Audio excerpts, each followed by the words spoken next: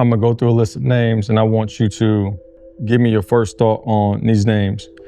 And I'm gonna talk about players that I just mentioned. Mylan Graham. Give me your first thoughts on Mylan Graham. What has Mylan Graham taught you? Consistency, first off. Consistency, like, just to go, like, not to really talk. He's not a big talker at all. Like, to just go and put your head down and just work and not talk about the stuff you're gonna do, how you're gonna do it. I remember Surrey, he's at Northrop with me now. They used to talk trash about Grams in the group chat and tell him he wouldn't do that in the SAC.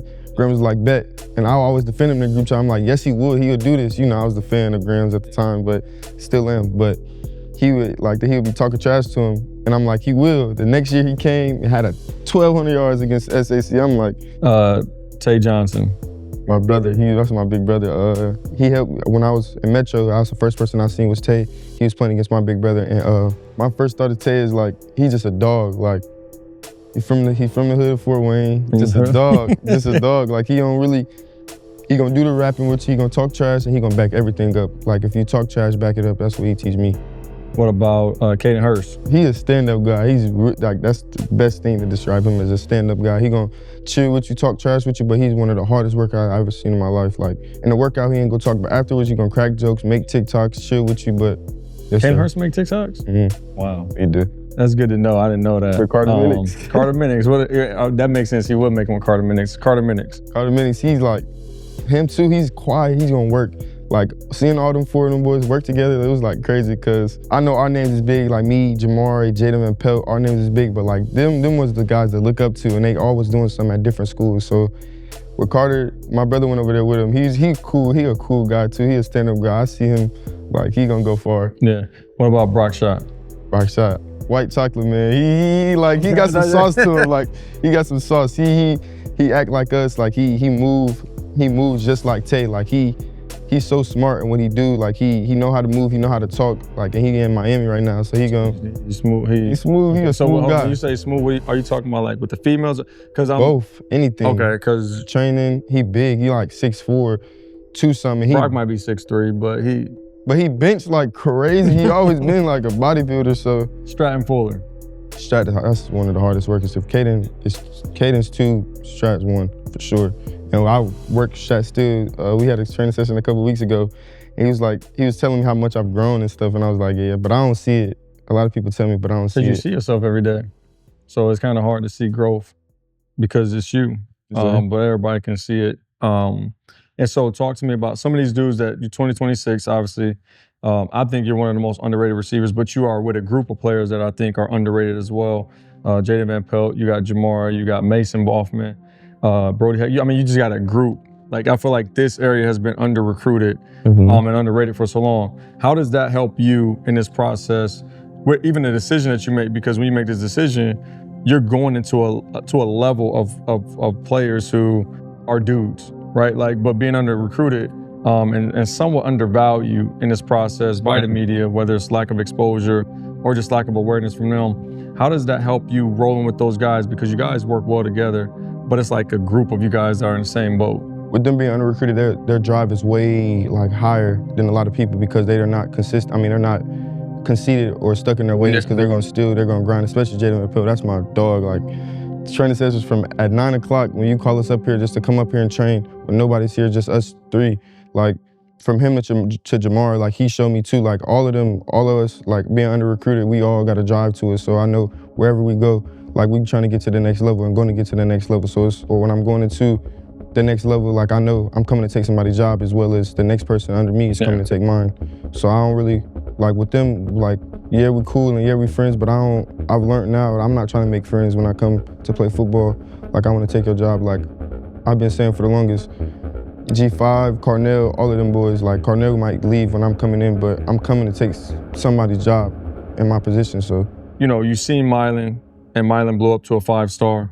I've told you this all the time. And most recently now, I don't think you know how good you can be. I think that you've seen yourself grow to some extent. But then it's like these sessions that you have with Mylan, when Mylan does come back. Talk to us about those sessions, because obviously as somebody that you looked up to, he transitioned to college, and then college has put some of what they do in him. And so now when he comes back to train, he's not the same Mylan that he once was. And even to a point where I think the first time he came back and y'all worked out, I think he cussed you out. Yeah, he did. Or whatnot, because you had bent over and he was, whether you didn't eat or whatever, he had went off on you. And then the day after, you had your best performance.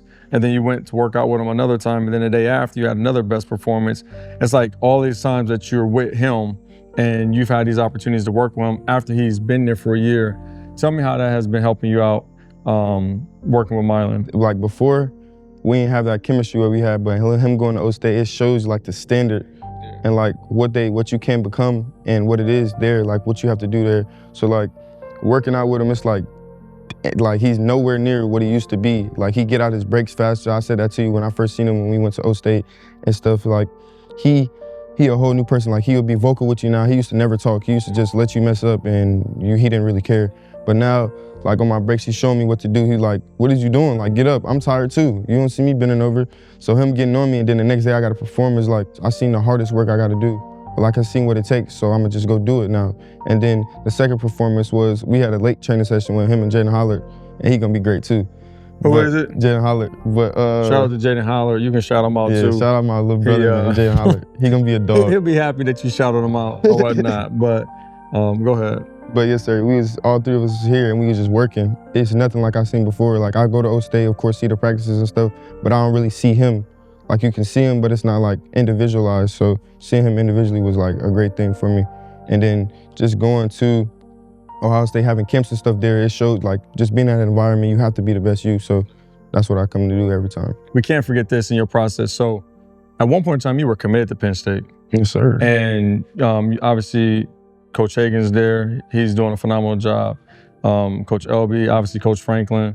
But you were committed to Penn State at one time, and then you decommitted.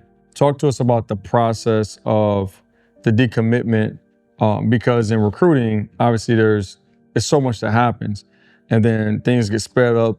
And really nowadays, things are not slow. Things are it's fast. It's like speed dating almost to some extent. And so talk to us about the decommitment process.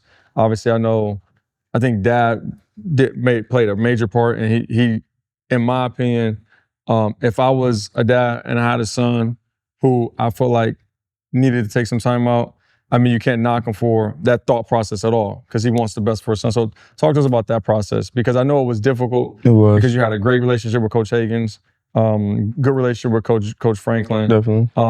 And it was such a family environment.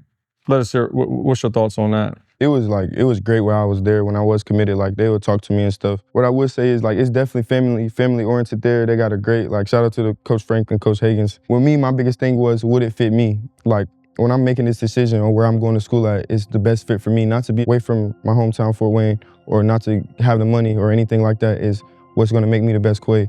And my dad was talking to me for we had a long conversation. He didn't know I committed at first. So we had a long conversation, and then I slipped up and told him I had committed, which made him a little upset because he wasn't like around for him to hear it. He told me to like back up and just take some time off and see what I had to, like what I was really wanted and what I really wanted from the school, because I didn't know at the time. And decommitting, it took so long to even say how I was truly feeling, and I was in a dark stage. Like I didn't want to play football no more. And it wasn't just not play football, it's just like I didn't want to have to deal with that big decision, if that makes sense. And then I felt like everything was dark. Like every day I was waking up, I felt like the whole world was blue and purple. So it was definitely hard. It was definitely hard, but I'm glad I got through it and I'm here now.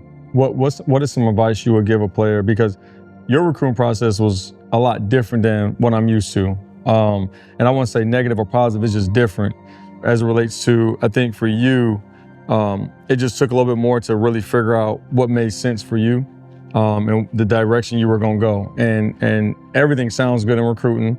And so Definitely. People don't really recruit off of transparency. People recruit off of emotions. So they try to get you to see, yo, you can be here, you're gonna play early, you're gonna do this, we're gonna give you all this. Like there's all of these things that take you away from what the main thing is. The main thing is, regardless of where you go, you gotta come, you gotta perform, you gotta transition, learning playbook, learning the game of the speed of the game. You gotta hit the weight room, you gotta be able to go to school, you gotta be able to hold yourself accountable outside of it. There's so many things that come along with it. What advice would you give a player going through this process? Because you were excited about the recruiting process. Then you got hit with I'm not no more. some obstacles that made it a little bit different. I'll just tell them, everybody, like, to be true to yourself and be true to what you really want and don't lose yourself in the process. Like, my first thought when I was coming in was, I told my mom if I didn't get Ohio State offer, I wasn't gonna play football no more.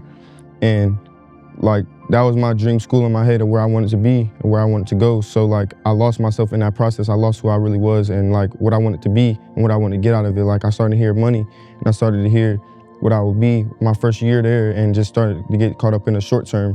When in reality, I want to be long term and I want to stay in the league for 10 years. I would say just stay true to yourself and stay patient and don't look at somebody else's process and think that you have to go through the same thing as them because everybody is different.